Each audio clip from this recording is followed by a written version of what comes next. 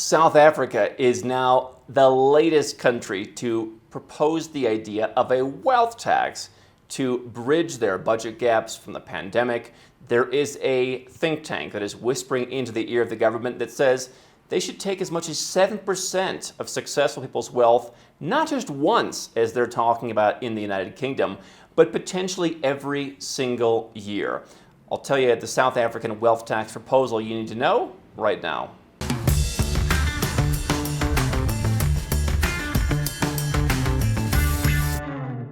Hi, I'm Andrew Henderson here at Nomad Capitalist, our global team of 36 people, our network of experts around the world, and yours truly helps 7- and 8-figure entrepreneurs and investors, the evil rich, go where you're treated best.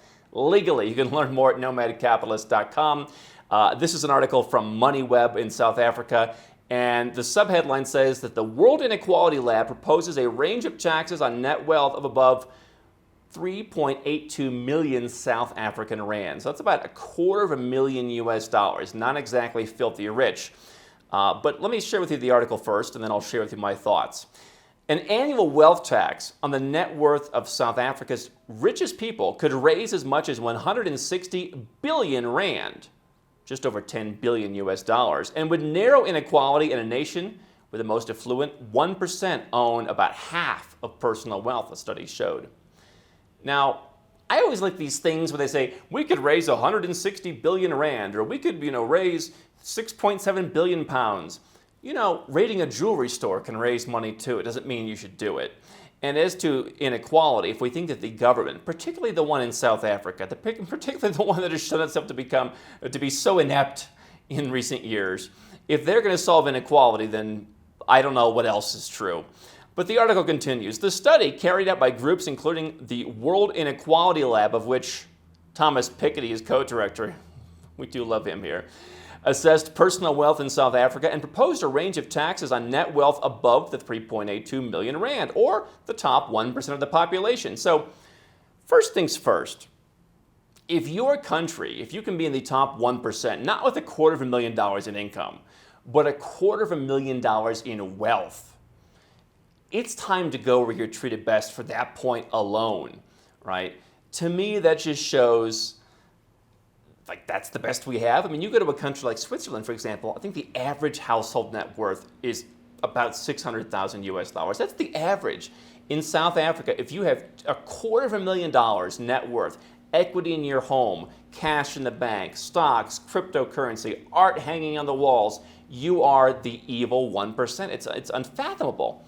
But it goes to show why so many South Africans have left and why they have, in response, put together one of the world's most draconian financial immigration plans to make it difficult for those of you who are left to leave, because they don't want any more people to leave, or else they're literally going to have no one with any wealth. And then whose pockets would they pick whenever they need some more money for their latest pet project? South Africa, the article continues, is one of the world's most unequal nations, a legacy of the apartheid system of racial discrimination, no doubt. The concentration of wealth is more extreme than in France, the UK, the US, Russia, China, India, and has not decreased since 1993. You think maybe the government would have done something about it, but okay. I don't see South Africa attracting businesses. When I went to South Africa, beautiful place. One of the most beautiful places on earth. It was in Cape Town. There are parts of Johannesburg, I guess, that are nice.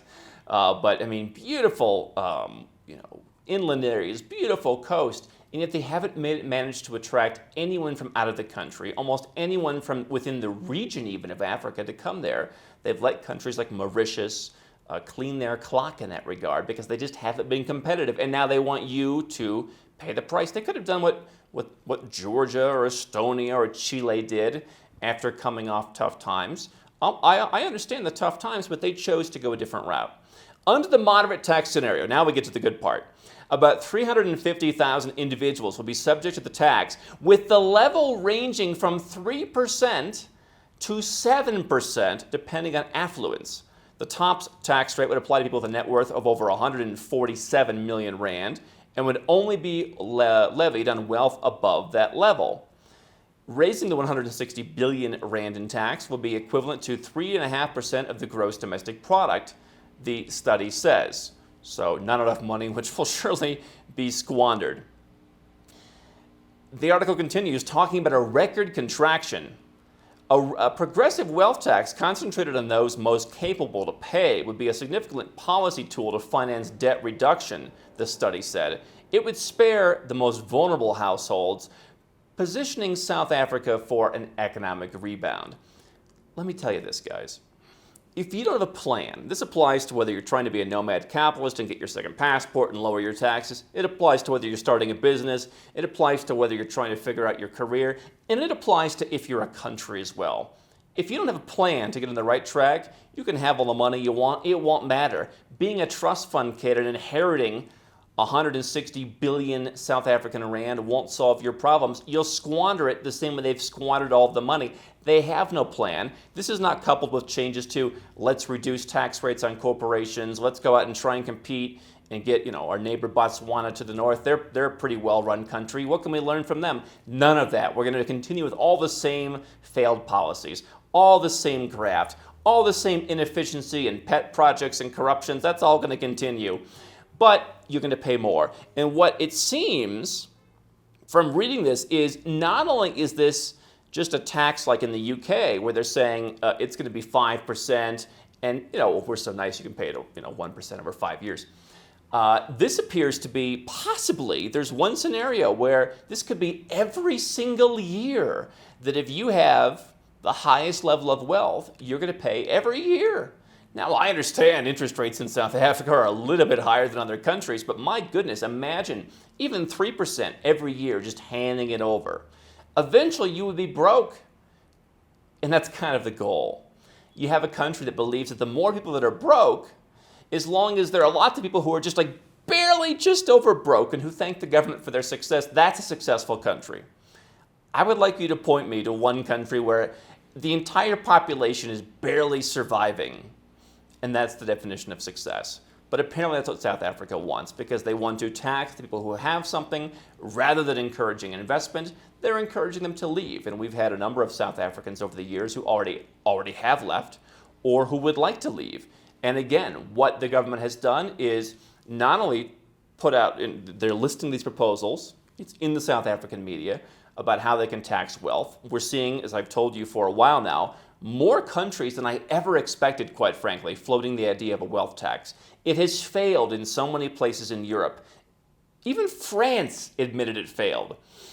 When France admits a tax failed, you probably want to listen to that. But in South Africa and in many of the other English-speaking Western countries, they are busy listening to the likes of Thomas Piketty, whose solution to everything is, if you're rich, just take all of your money and let the government inefficiently redistribute it. And so they're driving everybody out. If you haven't been driven out already in South Africa, then that's what I always say. I want a second citizenship because South Africa has come dangerously close to citizenship-based taxation with the way they've run their financial immigration. I would want a place where I could live and where I could go. And quite frankly, I would want to be going sooner than later because better a year or two too early than a day too late. Once this is implemented and they start digging into your fortune, it's already hard enough to get money out of South Africa. So when the government starts stacking the deck against you to where they do one thing where your money can't leave, then they make it difficult for you to leave from a tax perspective. Next, they'll make it difficult for you to leave physically. Oh yeah, we've seen that with the pandemic. So all the things are in place for them to apply this at any time. Whether they will or not is, of course, the million-dollar question. But I do see so many countries talking about that I kind of see a momentum that Western countries that forgot that this has failed in so many other places will be happy to try a failed policy, and you will be the victim. So if you have $250,000, I mean, I have people in South Africa who, they've saved $250,000 from working at their jobs, or they run an online business and they save $250,000 a year after paying all the taxes. It's not a lot of money, but it just goes to show the evil rich can be whatever the government wants it to be. Their goal is to raise revenue, their goal is to line their pockets, and their goal is to claim that they're helping other people who will vote for them because they love the idea of others failing. That's how you can tell someone who's not successful. They love it when others aren't successful either. And that appears the track that South Africa may be going down if this proposal gains any more steam. How can Nomad Capitalist help you? 4 ways. Number one, subscribe to our channel and click the notification bell to make sure you get our new video every day. Number two, get a copy of Nomad Capitalist, the book. You'll learn a lot of my personal experiences over a dozen years of studying this stuff, as well as exactly some of the strategies that you can use to build your Nomad Capitalist plan. Number three, if you're not sure where to start, but you want to come and learn from my team and I, you want to come and mingle with like-minded people, learn more about our live conference, Nomad Capitalist Live. It's coming up soon. And number four, if you want some help right now because you've got a burning issue, you need something solved, you want to lower your taxes, get a second passport, or build the Nomad Capitalist lifestyle of your dreams, go to nomadcapitalist.com and click on Become a Client.